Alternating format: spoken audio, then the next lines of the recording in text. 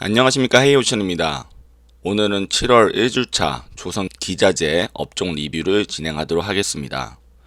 여러분, 7월 1주차 금요일날 마지막 주가가 굉장히 많이 급락을 했습니다. 조선업뿐만 아니라 다른 업종들도 많이 영향을 받았고요.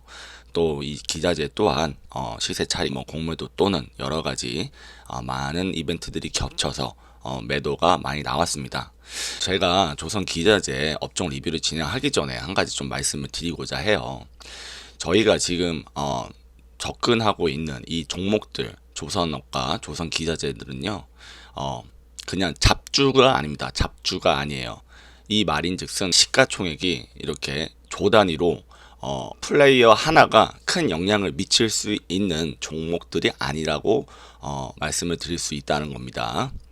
자, 이것저것 지식들이 많으신 분들은 이런 이야기를 많이 들어보셨을 거예요. 맥스웰 볼츠만 분포. 이거에 대해서 나중에 한번 영상을 만들어 보도록 하겠습니다. 주식은 이제 맥스웰 볼츠만 분포라고 생각하시면 좀 편해요. 맥스웰 볼츠만 분포에서 제일 유명한 게 무엇이냐? 자, 정규 분포입니다. 정규 분포. 이게 무슨 말이냐면 사람들의 행동들이 반복된다라는 거예요. 사람들의 행동이 반복된다. 그래서 그 반복되는 패턴만 파악하면 크게 손해를 보지 않는다. 이런 겁니다. 자, 그래서 반복되는 패턴을 파악해서 매매를 하자라고 생각하는 사람들이 있어요. 그래서 이제 차트를 보면 이렇게 줄을 긋는 거예요. 왜 줄을 긋냐? 예시를 드는 겁니다. 전고점을 돌파하는 첫 번째 이제 신호가 나왔을 때 돌파 매매를 하는 사람들도 있을 수 있어요. 예를 들어서 이 고점을 돌파하려고 하면 여러 가지 사람들이 있겠죠. 여기 물렸던 사람들이 팔려고 하는 사람이 있을 거고, 또 돌파 매수를 하면서 이제 추세가 바뀌었으니까 이 구간을 먹으려고 하는 사람이 있을 겁니다.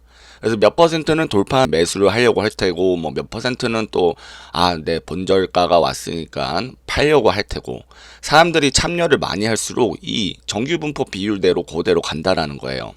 자, 이걸 생각하면 시가총액이 작은 것들은 이런 분포들이 잘 안 맞아요. 이런 패턴들이 잘 안 맞습니다. 왜냐? 시가총액이 작은 것들은 그 시가총액이 작은 것을 좌지우지할 수 있는 물량들을 보통 세력들이나 조막손들이 갖고 있기 때문이에요.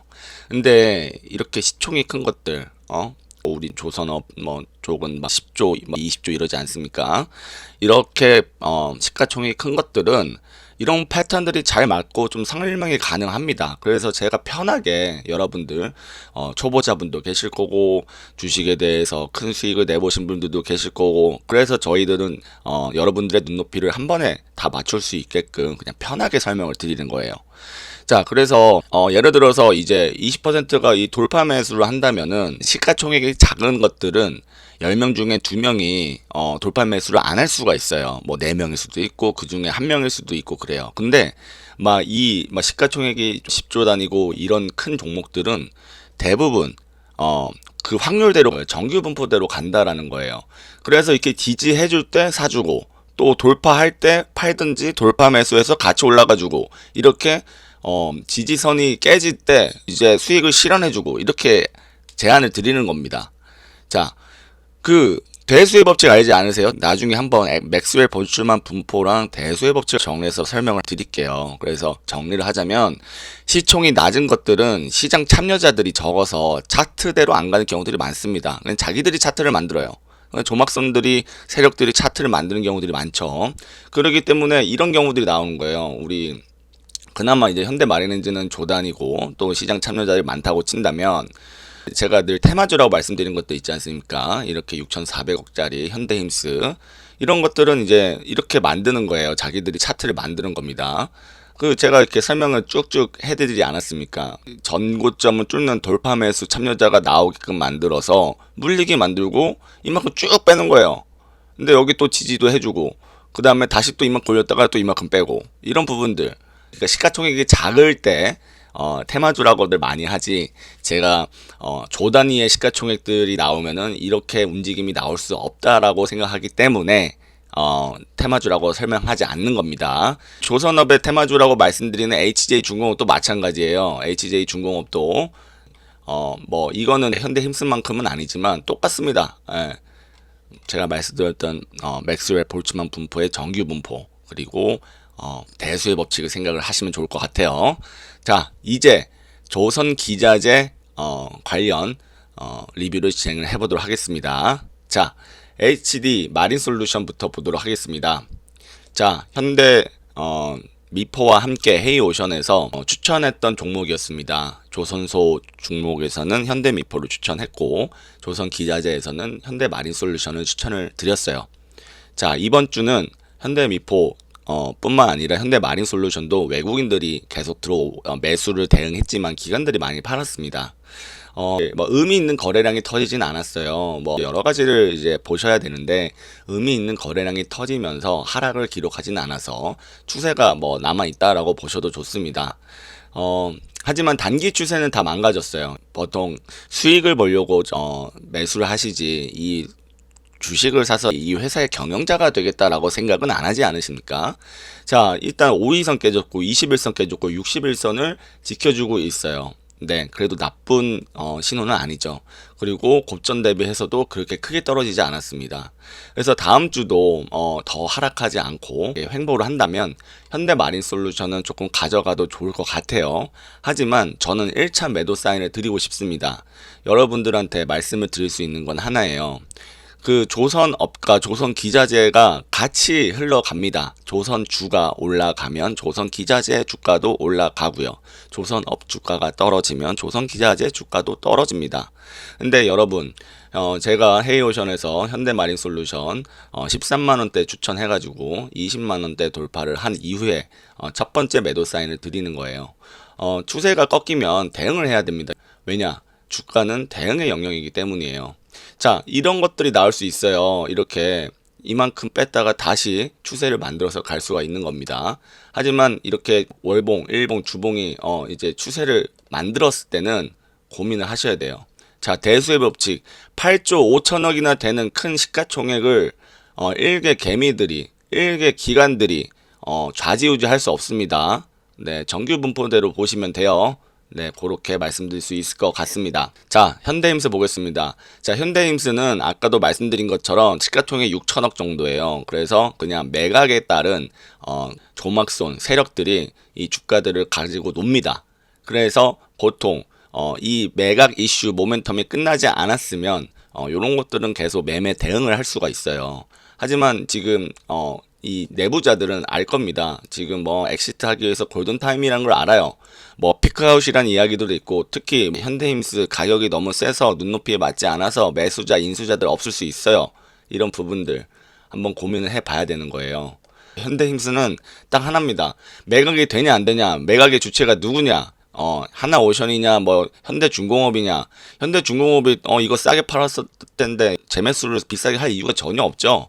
예, 숫자에 민감하셔야 됩니다. 현대힘스 같은 경우 주봉, 월봉 좀 따로 놉니다. 그러니까 대수의 법칙이 통하지가 않는 종목 중에 하나인 거예요. 그래서 항상 조선기자재에서 테마주라고 말씀을 드리는 거고, 그래서 테마주를 대응하는 관점에서 매매를 하시겠다면은 그렇게 하셔라 라고 말씀을 드리는 겁니다. 자, SK오션플랜트 이번 주에는 기관들이 기가 막히게 매수를 했어요. 자, 여러분들 눈에 보이십니까? 평균적으로 지난주에는 거래량이 터지면서 기관들이 매수를 한 거예요. 이거는 신호가 있는 겁니다. 다른 주의 일별 평균 거래량을 보십시오. 30만 주, 40만 주 이 정도 되지 않습니까? 근데 그거의 2배 이상이 되는 180만 주, 뭐 100만 주, 130만 주, 100만 주 이렇게 거래가 되었어요. 여기서 느껴야 되는 게 뭐냐? 흐름이 바뀌었다라는 거예요. 기관들이 왜 들어오냐?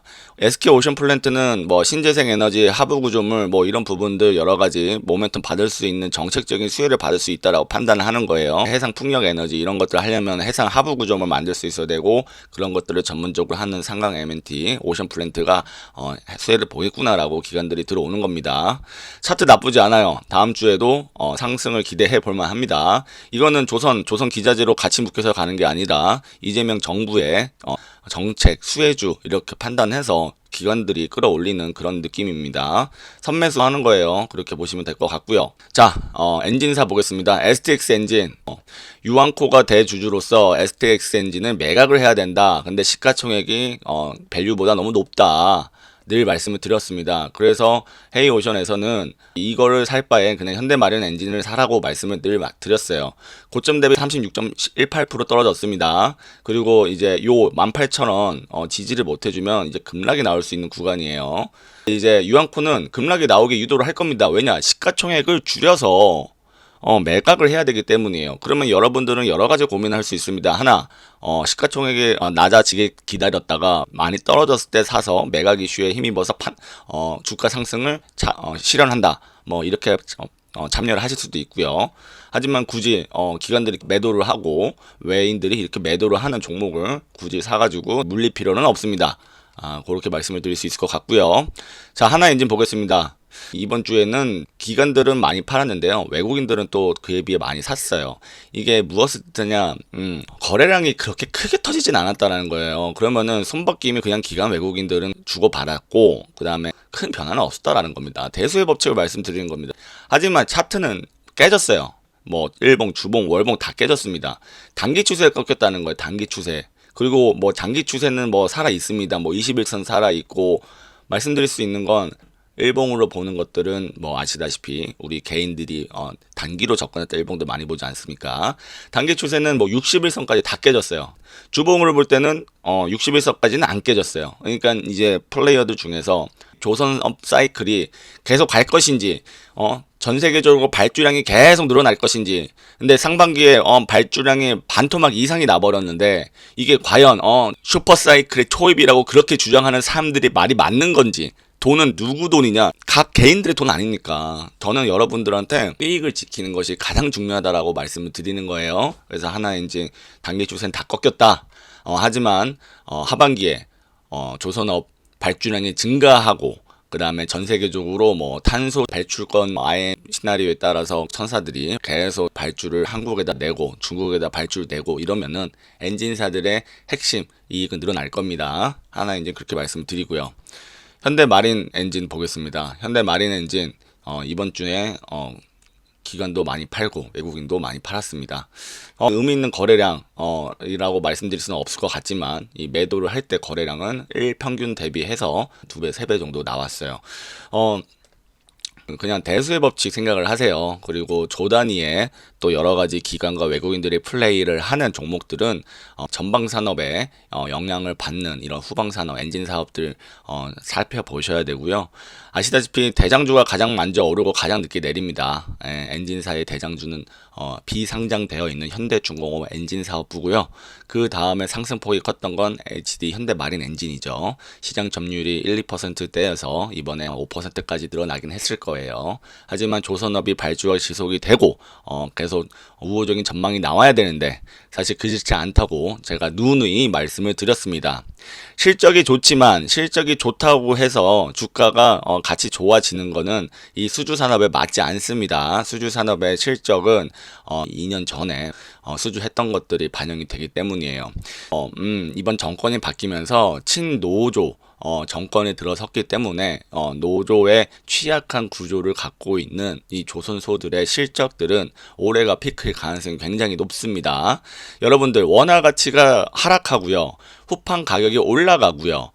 인건비가 올라가고요. 그 다음에 내년도에 원자재 가격뿐만 아니라 그 여러 가지 고정비 가격이 올라간다고 정해져 있는데 그냥 안 맞는 게 낫습니다. 네, 그냥 뭐 내가 낸대 하고 대응하다가는 그냥 박살날 수 있어요. 그렇게 말씀을 드리고요. 자, 우리 보냉제 회사들 보겠습니다. 이번 주에 많이 하락을 했다라고 생각을 했는데 거래량이 터지면서 많이 하락하지는 않았어요. 그래서 뭐 손바뀜이 있었다라고 말씀드릴 수는 없을 것 같고 그냥 위에서 자기네들 물량 간수하던 부분들을 많이 정리하지 않았나라는 생각이 듭니다. 외국인들은 샀고요. 기관들은 팔았습니다. 차트를 보면 고점 대비해서 20% 정도 하락을 했고 단기 추세 완연하게 이탈한 것을 볼 수 있습니다.